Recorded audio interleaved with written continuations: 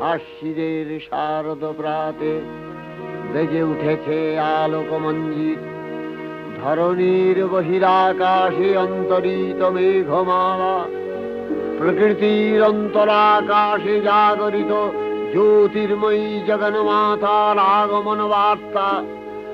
আনন্দময়ী মহামায়ার পদধ্বনি অসীম ছন্দে বেজে উঠে রূপলোক ও রসলোকে আনে নবভাব মাধুরীর সঞ্জীবন।